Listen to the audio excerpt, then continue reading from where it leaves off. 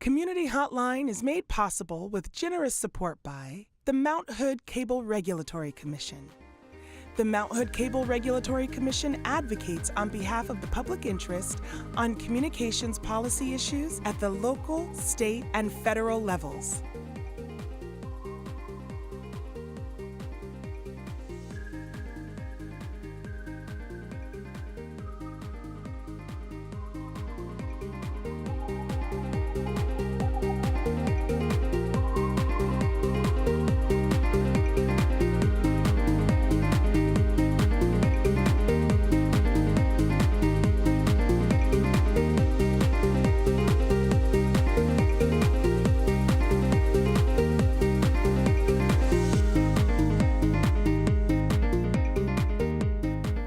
Hi, and welcome back to Community Hotline. I'm Monica Weitzel, and we're in Gresham at MetroEast Community Media. Now with me, I have Lisa Peters, who is a volunteer and the community ambassador for Breast Friends. Thanks for being here, Lisa. Thanks for having me. It's you my bet. pleasure. It's Breast Friends has been on the show before, and I have met with the leaders of that organization and have been very impressed with the work they've done. You have a more personal connection and are a volunteer there now. Tell me a little bit, if you can, about Breast Friends, what the organization does and how you became involved, if you don't mind. Sure, my pleasure. So Breast Friends, as you mentioned, was founded by two women who are breast cancer survivors themselves back in 2000. And their mission at that point, and still today, is to make sure that no woman goes through breast cancer alone. So unlike some organizations that maybe they're focusing on research or whatever, this organization is support and resources. Is that correct? Absolutely, yes. Yeah. Emotional support, which is so important during treatment and well beyond. So they have a whole host of programs that address that. You had a picture. Yes. Maybe they can bring that up that kind of sort of outlines some of the programs that Breast Friends has available. So maybe they can bring that up here for us.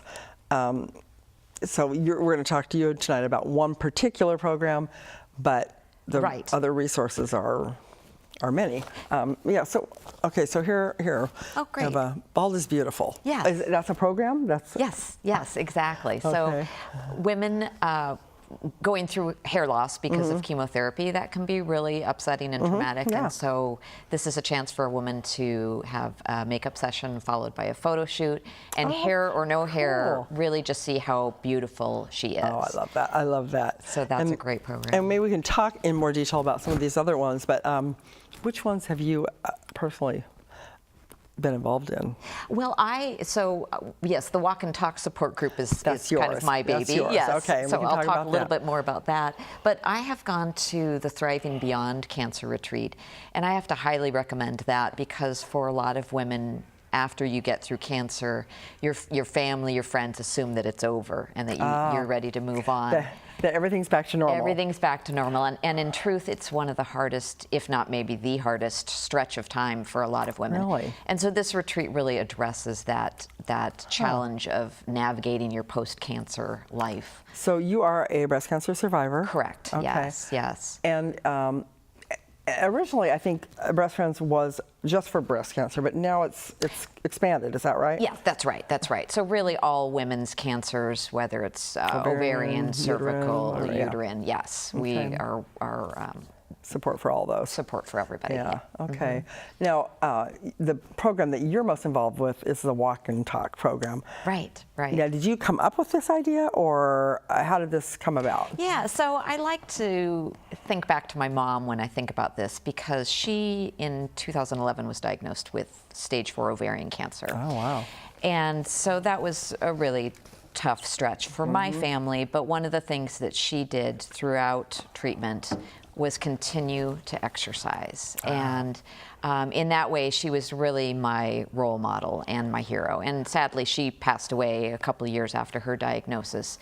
And 3 months after she passed away, I was diagnosed with stage 3 breast cancer. I bet you're thinking, I need my mom. Yeah, exactly. I mean, what a whirlwind. But the one thing I knew right off the bat that she had demonstrated to me was not only was exercise possible during treatment, but it was essential during treatment. So did you see that it helped her by going through that?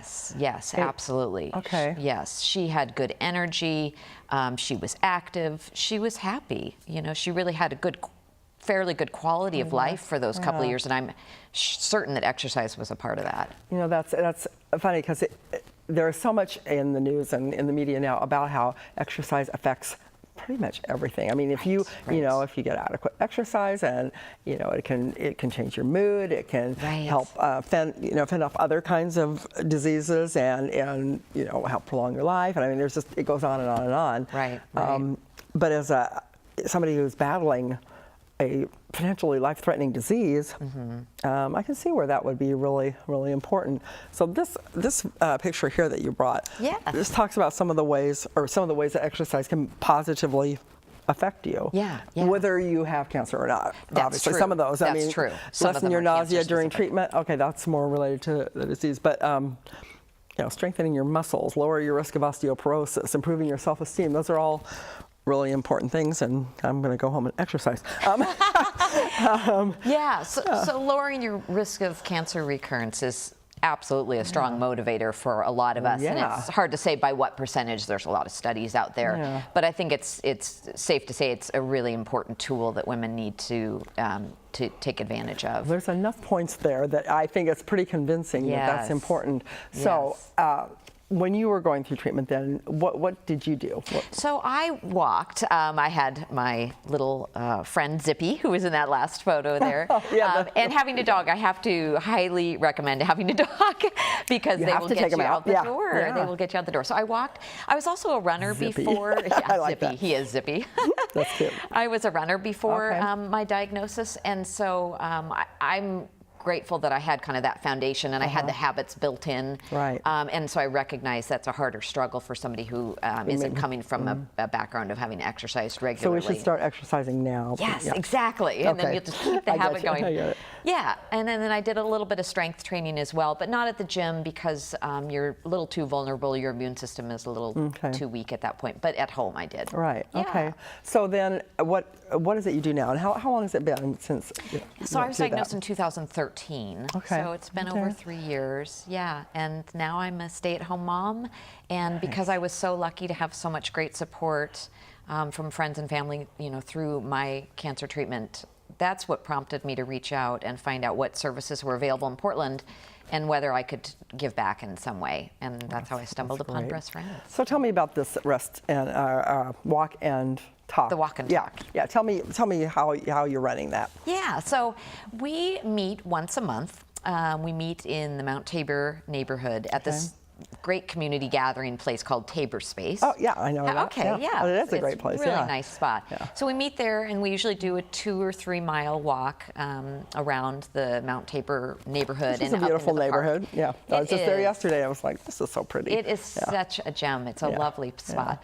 And based on who shows up and how they're feeling, you know, we can adapt the mileage. Pretty flexible. And whether we do hills or no hills. And so far it's been pretty intimate, small group, which is really nice because it's conducive to nice conversation. Then you can have that other support of talking to somebody who's also gone through that or is going through it, and say, hey, you know, you ever have this happen? And, Having that chance to connect and just feel not alone in your fears or your experiences. And we have a whole range, you know, of participants, whether somebody's newly diagnosed or 20 years out.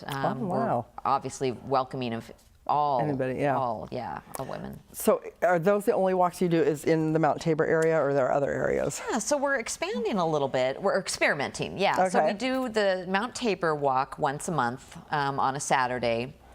And I have a meetup group called Breast Friends Walk and Talk Cancer Support Group. That's fairly explanatory, isn't it? Exactly. It covers all the bases. So if you go out to Meetup, you can find the Saturday Mount Tabor walk. But then because I have time and because I'm an exercise enthusiast and happy to be, you know, a source of encouragement, I started a series of walks on Thursdays at 10. And they rotate around the city, just hoping to connect with women in different areas. And then sometimes if maybe you're not able to, or if they find other days at work, maybe those groups will actually spin off into other walking groups. And one of the things I think is very true is that we're more likely to exercise when we have a partner or somebody expecting to meet us there. Yeah, because you don't want to let them down. Right. It's like you don't feel like going, but they're going to be there, so I better be there. Lisa's going to be waiting. Yeah. Yeah, that's kind of the way it works. Yeah. So what are the other areas that you've kind of experimented in? Yeah, so downtown, I thought, and that one's actually at noon, not at 10, but at noon, thinking that on a lunch people break. Working? Yeah. Exactly, maybe you can get out and join us. So we meet at Salmon Springs downtown and just walk kind of a loop around the bridges down there. Another of the walks is in Northeast near Laurelhurst Park. Another pretty area. Yeah, and then Mount Tabor again. And then finally Sandy River Delta, which is a great option, or 1,000 Acres, it's also known as. Out in this part of in East County. Okay. Off of exit 18, off of I-84. Wow. Great option for dog owners. So. Oh yeah, I imagine. Yeah. And it's a great way to get to know a new neighborhood, or or get to know your own neighborhood better too. I mean, walking is a good thing anyway. But yeah. So let's see. I think you have some pictures too. Maybe we could look at those. Just a couple pictures you had of people that are out on their walks with you. What do you think what's the best thing they get out of doing these walks, do you think?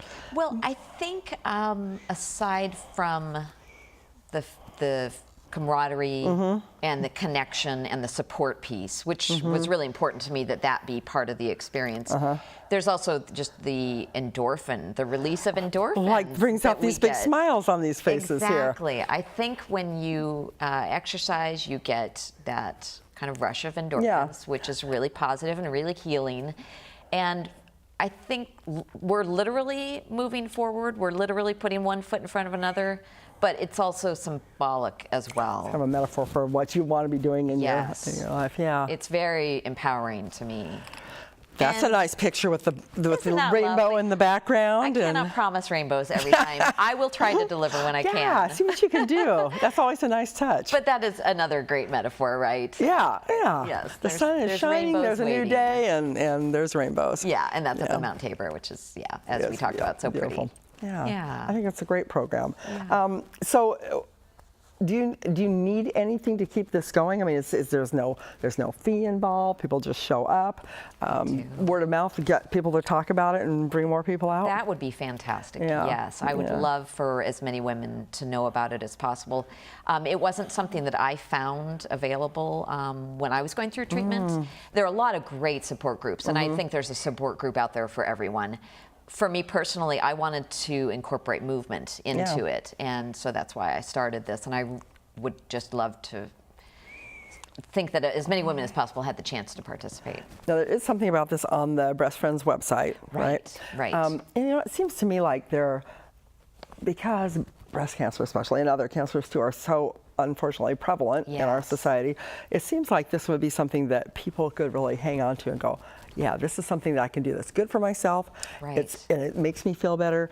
I could see like community organizations, like community centers, having a group that meets, once a month and doing that. I mean, I think it's a great idea for people to take your idea and run with it, and have walking groups, because that just makes sense. I think that'd be fantastic. Yeah. What are some of the other programs that Breast Friends has? So you talked about the Bald is Beautiful. Bald is Beautiful. And the Thriving Beyond retreat. Right. Yes. And Breast Friends has other support groups as well, aside from the walking one, which I'm working on currently. And they're all over the Portland area. So if you went to the Breast Friends website, you would see a list of those and the dates that they're on. And that's, obviously, again, all about connecting and feeling supported and feeling heard and in a safe, supportive environment. Yeah. And one thing that I thought was interesting when I first met, I think it was Becky from Breast Friends, who was telling me about things that they provide for families and friends who are supporting people going through breast cancer. So it's she was giving me ideas, because I had somebody close to me that was going through breast cancer at the time, and she says, well, consider this. Does she have this? She's giving me ideas that I had not thought about, or questions that I could be asking to be of better support and help to my friend that was going through that. So, it's checking out the website is a good idea, you know. Yes. And so even if you aren't going through that, everybody knows somebody who has or is. It's so true. Yeah. Yeah, exactly. Yeah. And a lot of great resources, as you mentioned, on the website, suggestions. Yeah. Yeah. So that's that's a good thing to check out. And it's too bad that that now that it had to expand to other cancers that unfortunately they are out there too. But how great that there is support for people that are going through those things. Anything else that we should know before I let you go here about Breast Friends or about the walk and talk?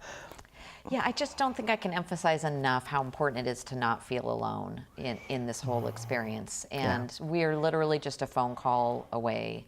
And so I hope women, whether they want to participate in one of our programs or whether they just really need someone to talk to, ask questions, or just vent, cry with, or laugh with, what have you. Yeah, I hope that people feel welcome to just pick up the phone and call us at any time, email us, and good. Get connected with us. That sounds good. Thank you very much, Lisa, for coming on the show tonight. Appreciate it. Keep up your good work. Thank and you. I feel really motivated right now to go. All right, let's go for it. Thanks very much. Oh, my pleasure. Thank you for having me. Thanks. And so if you have questions about breast cancer as a patient yourself or somebody going through it, or you just want to support somebody else who's going through that, do check out their website. If you want to volunteer, donate, you can find all that out on the website too. And don't go away. We'll be right back with more of Community Hotline.